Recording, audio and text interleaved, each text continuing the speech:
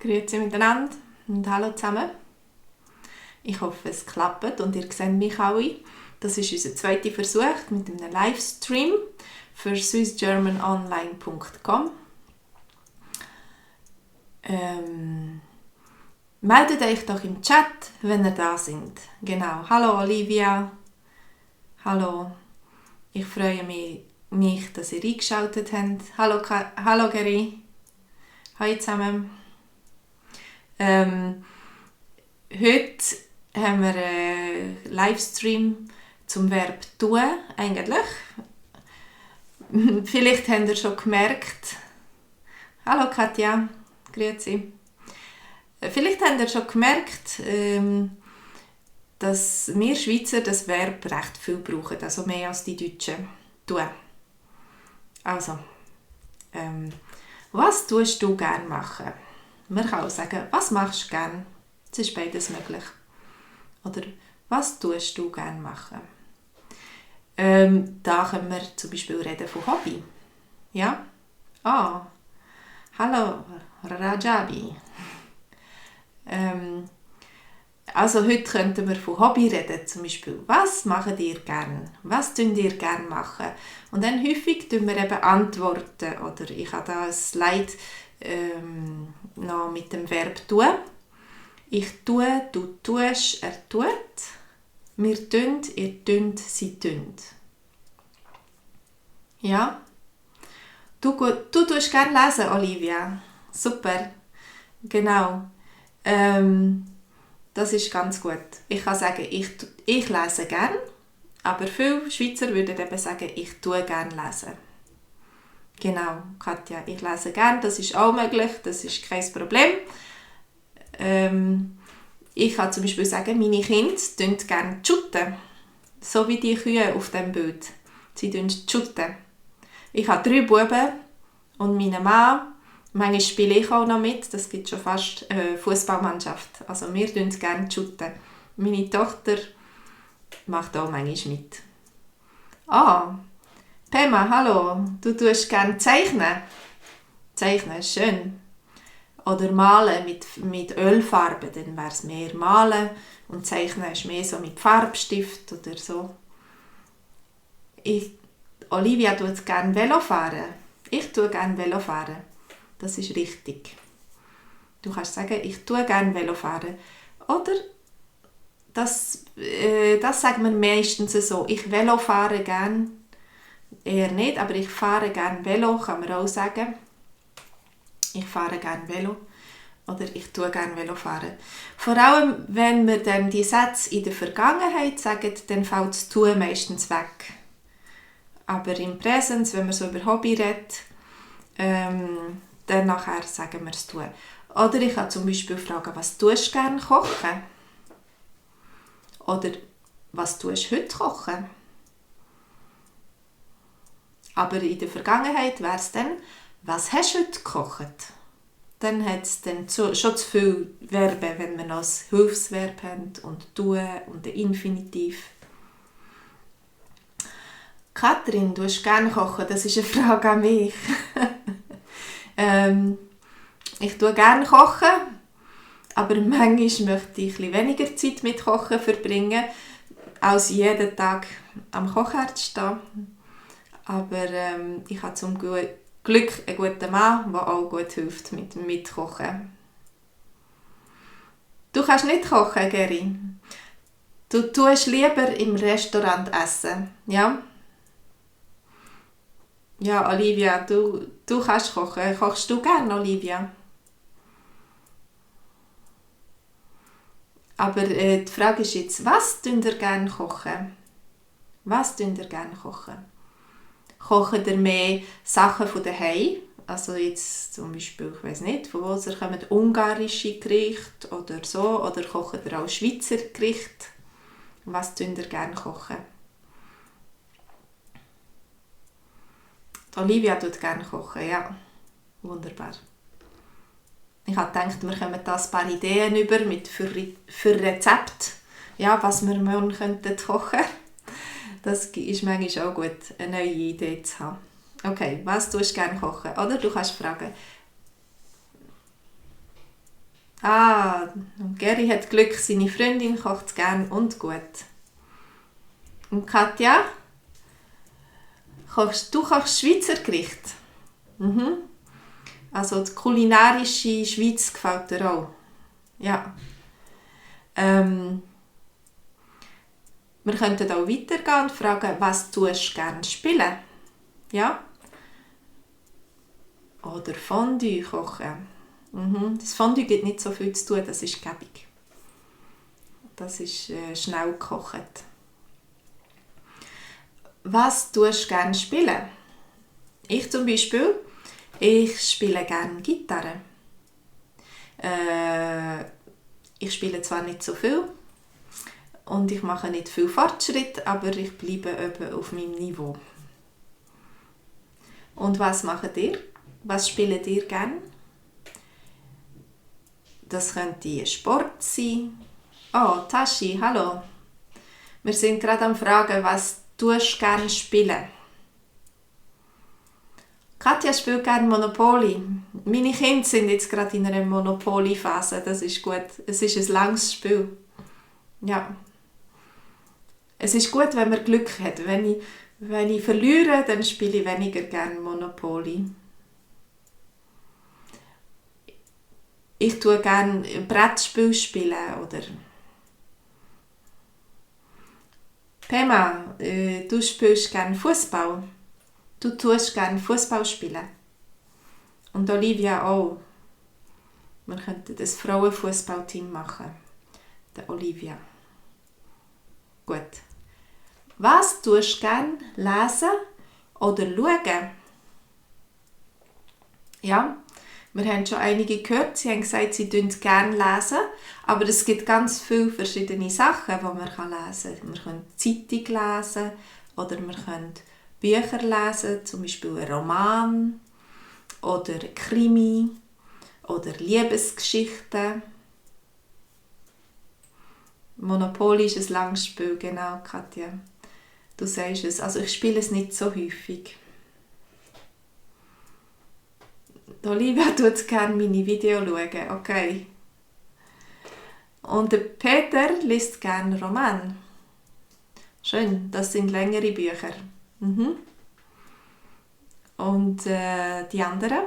Was gibt es noch? Sachbücher. Es gibt auch Leute, die gerne Sachbücher lesen über Physik oder über das Weltall oder über was tun ihr gerne lesen?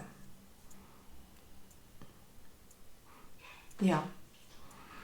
Ich tue zum Beispiel gerne Biografien lesen. Ja, ich habe das Gefühl, man kommt etwas von der Geschichte mit über oder eben geschichtliche Romane. Ich habe gerne, wenn man etwas mit der Geschichte, von der Geschichte mit überkommt. Der Geri und du und deine Freundin sehr wahrscheinlich, ihr schaut gerne Abenteuerfilme schauen. Wunderbar. Genau. Meinen Kanal, danke für das Kompliment. Ihr schaut gerne meinen Kanal schauen. Das ist gut, dann lohnt sich die Arbeit. Ja.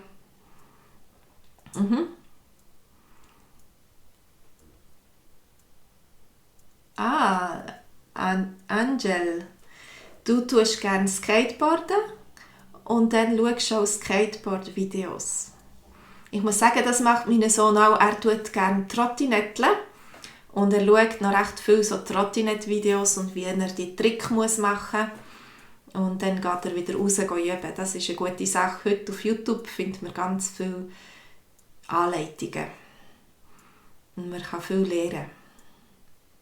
Ja. Wunderbar. Also ich habe eine Kollegin, die tut sehr gerne tanzen und die hat gelernt Salsa tanzen im Internet. Mit ihrem Bruder daheim, also sie wohnen irgendwo im Dorf, aussen auf dem Land, wo es nicht viele Sachen gibt, aber sie haben über Internet mit YouTube gelernt Salsa tanzen und wirklich gut tanzen. Ein Trotti. Du liebst Trotti. Genau, wisst ihr, das ist der Scooter, der wo man so Skateboard mit der Hand, wo man mit der Hand kann haben so. Das Trottinett. Wunderbar.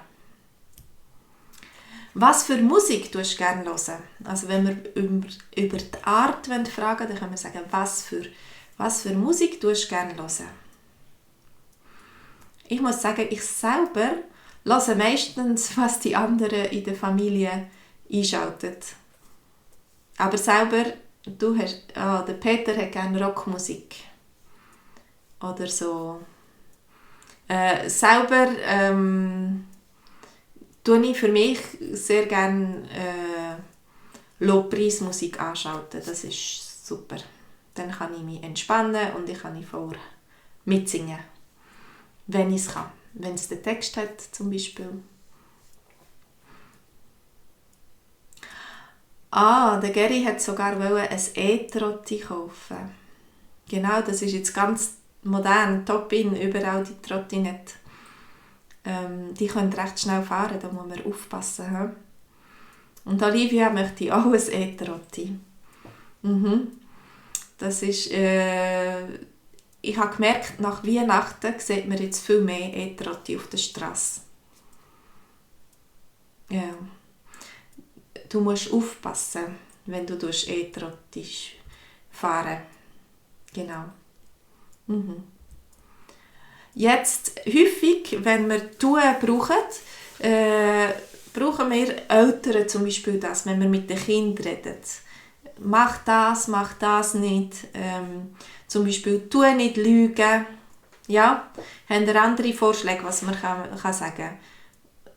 «Tu» in der Schule die Lehrer sagen, «tu gut aufpassen». Ja? Aufpassen, genau. Weil es gefährlich ist, musst du gut aufpassen oder «tu gut aufpassen». «Tu aufräumen», «tu dein Zimmer aufräumen». Ja? Dann brauchen wir auch sehr viel «tun». Lügen ist, wenn man nicht die Wahrheit sagt. Also zum Beispiel sage ich, ich bin Schweizerin, aber ich sage, oh nein, ich bin nicht Schweizerin. Ja, dann ist das gelogen, weil das nicht der Wahrheit entspricht. Okay. Man kann auch sagen, tu nicht so blöd. Tu nicht so blöd. Oder was könntet ihr noch sagen? Habt ihr noch Vorschläge? Ich habe noch einen dritten.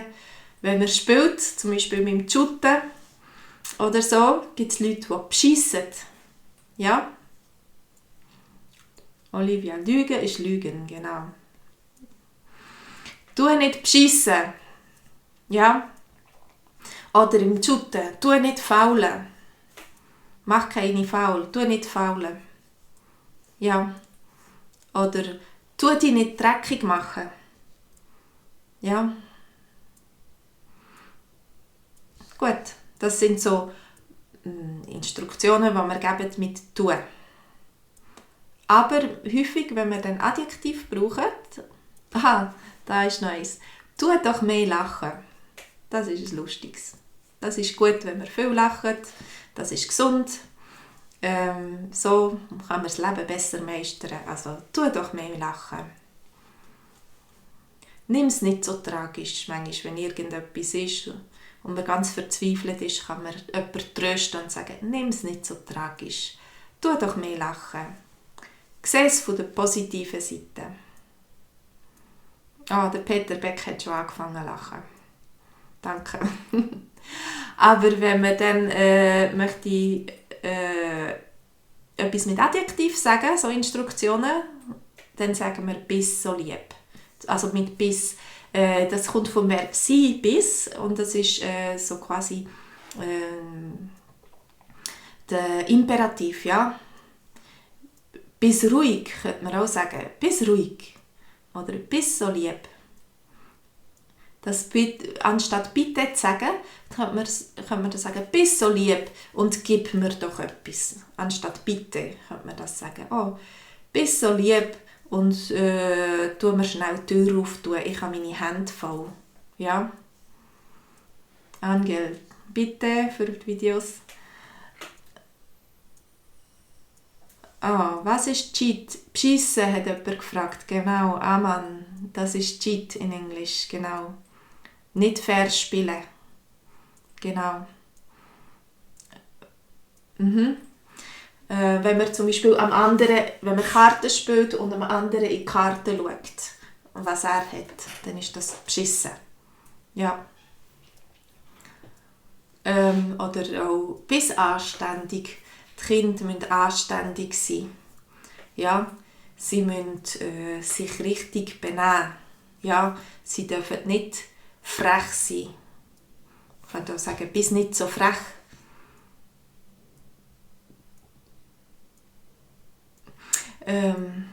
Bescheissen ist mehr auf Englisch.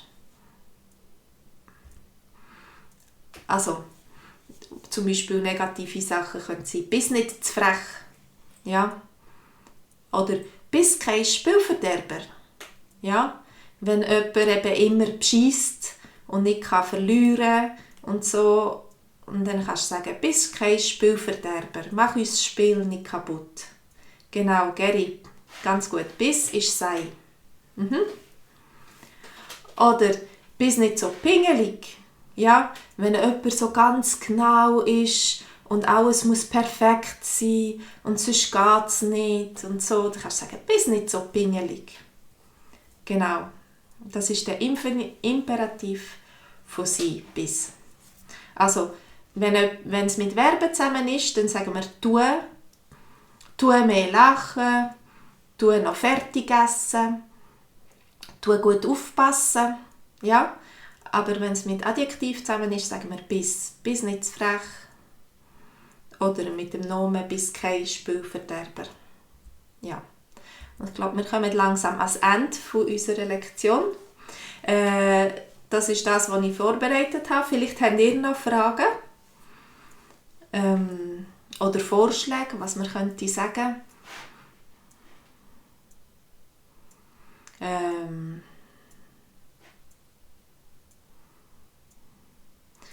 Bis so gut. Das hört man viel. Bis so gut. Also anstatt eben bitte, bis so gut und hilf mir doch. Die Olivia sagt, das war hure gut gewesen. Ich sage hure ein bisschen weniger gern, aber danke. Man kann sagen, das war mega gut gewesen, das war weltgut gewesen, das war super gut gewesen. Es gibt viele Alternativen. Ja, bitte, ist gern geschehen. Ich glaube, es sind keine...